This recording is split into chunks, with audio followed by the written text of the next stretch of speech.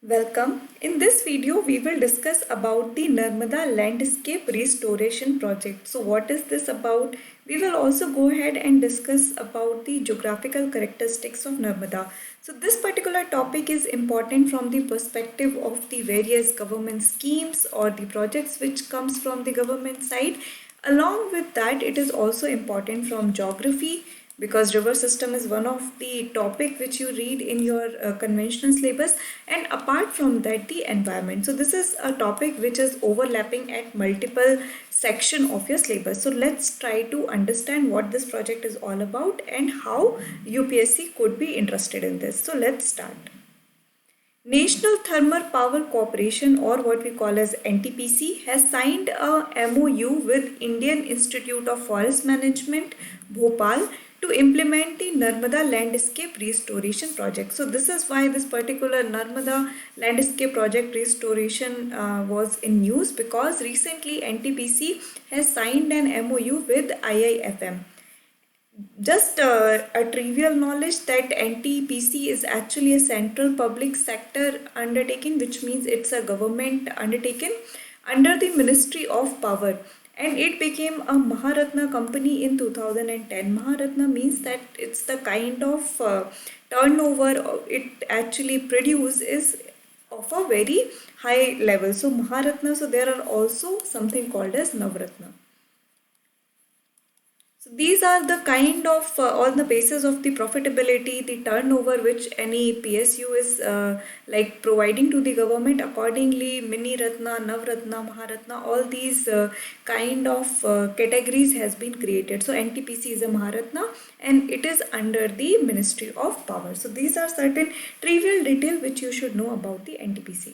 Now let's move forward and try to understand more about the project. So it is a collaborative and participatory approach that will demonstrate the interdependence of the upstream sustainably managed forest management farm practices on the downstream water resources. So this is what the Narmada Landscape Restoration Project is all about, that the at the upstream the construction or the development of the project should be in such a way that the farm practices or the environment or the forest should not be adversely affected because of the project. So this is the main approach regarding the restoration project.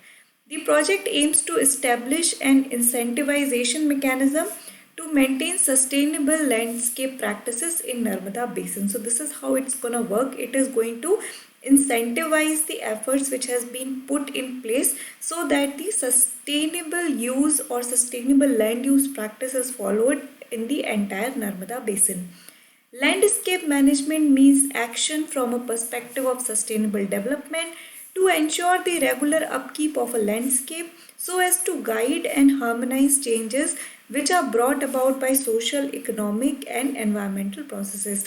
Like in layman term, if you talk about what landscape management is, it's basically managing the landscape or the entire land in such a way that it is sustainable for the environment as well as for the community which are dwelling over it. So that is the major, what you can understand in the layman term, is the concept of the landscape management. So Narmada Landscape Restoration Project talk about the landscape management, and it talks about the approach of incentivizing the effort. So this is the basic guidelines of the NLRP.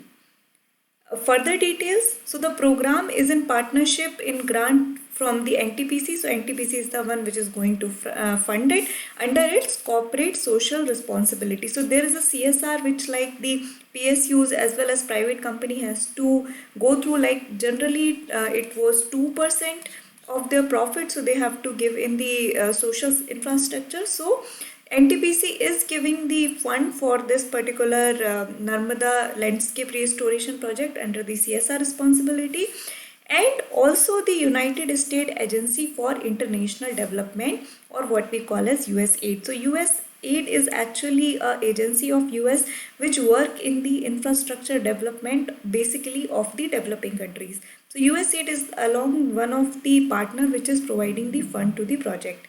The 4-year project will be implemented in Khargone district of Madhya Pradesh in the catchment of selected tributaries of the river Narmada between Omkareshwar and Maheshwar Dam. So this is where the projects or the restoration project will go through. It is between the Omkareshwar and the Maheshwar Dam. So between these area, the area through which the Narmada River pass, it will be the one which will be worked upon under the restoration project. So this is, for an example, your Omkareshwar, and then if you have the Maheshwar over here, so the space in between is the one which is actually being undertaken, and that is under the Karegone district of Madhya Pradesh. So just know that it is not the entire basin that this particular project is focusing on. It's a particular boundary that they are talking about. IIFM, which is the Indian Institute of Forest Management, Bhopal, is an autonomous institute under the Ministry of Environment, Forest and Climate Change, and it will be jointly implementing this project with the Global Green Growth Institute. So this is IIFM, which as mentioned in the first slide, that it has recently signed an MOU with NTPC, which is going to provide it fund, and this project fund is also coming from the US aid. So US aids along with the NTPC are the two organization which is going to provide fund. Then IIFM plus the Global Green Growth Institute is the one. These two agencies are the one which is going to implement it. So now let's just quickly also understand what this Global Green Growth Institute is. So it was established as an international intergovernmental organization in 2012 at the Rio 20 UN Congress on the Sustainable Development. So when the United Nations Conference on Sustainable Development happened, at that time, that Rio 20, this particular initiative was started. Its vision is the low carbon resilient world of storing inclusive and sustainable growth, and its mission is to support members in the transformation of their economies into a green growth economic model. So this is the idea. So instead of having the economic growth against the environmental sustainability, the idea is to integrate the growth factor of economy along with making the environment more healthy. So this is what this vision of this particular institute or this particular organization is all about. India is not a member country but a partner country, so this is an important point for you to remember. So at times UPSC will give you a statement that this Global Green Growth Institute was formed during the Rio Plus 20 summit. So that will be right, and then it will say that India is a member country of this initiative. So you have to remember, no, India is not a member country but a partner country. Remember that, it is important. So you have to be wary of the organization India is part of, or India is just a member or an observer, whatever it is. So in this regard, this is India is not a member. Also, its headquarters is located in Seoul, South Korea. So its headquarters is also located in not the conventional, like we generally see the headquarters are located either in the European countries or in US, but in this case we see that this particular initiative, the headquarters is located in Seoul, South Korea. So these are particular details that you need to know. Now let's talk about the Narmada River, the river which was actually the restoration project is going on. Let's try to understand few important things about the river itself. So Narmada River is the largest west flowing river of peninsular India. So we know that Narmada and Tapi, there are other rivers also, but comparative to Narmada and Tapi, they are smaller. So Narmada and Tapi you can consider as the major rivers which are west flowing. So most of the river in India are actually east flowing because of the general slope of India. So general slope is actually from west to east side. That is why most of the rivers in India are also east flowing. But we have Narmada and Tapi. That is also because they flow through the valley. So we have the Vindhyas and Satpuras, and between them there is a valley, and they flow through that valley, and that is why they are west flowing river. So Narmada is the largest west flowing river of peninsular region, flowing through a rift valley between the Vindhya range on the north and Satpura range on the south. It rises from the Maikala range near Amarkantak in Madhya Pradesh. So just remember, it rises from where? It rises from Amarkantak.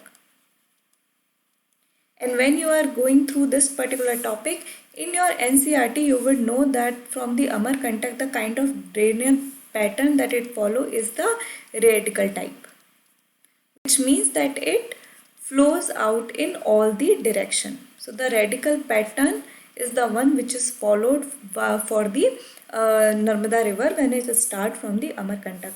Another river, just for your information, which like start from the Amarkantak is Son. So it is just an additional information. It drains a large area in Madhya Pradesh besides some area in state of Maharashtra and Gujarat. So which you can understand the riparian states of Narmada would be Madhya Pradesh, Maharashtra and Gujarat. The river near the Jabalpur forms the Dhuandhar Falls, which is like a very famous fall. Like if you ever get a chance, go there. It's a like you can see it comes at a very great speed. So Jabalpur, you can see the Dhuandhar Falls. There are several islands in the estuary of Narmada, of which Eliabat is the largest. Then the major tributaries are Hirang, Orsang, Barna and Kolar. And apart from that, there are also Narmada Bachao Andolan. So these are the major details that you need to know. So I hope you have understood this video. If you have any doubt, feel free to drop a comment. Thank you.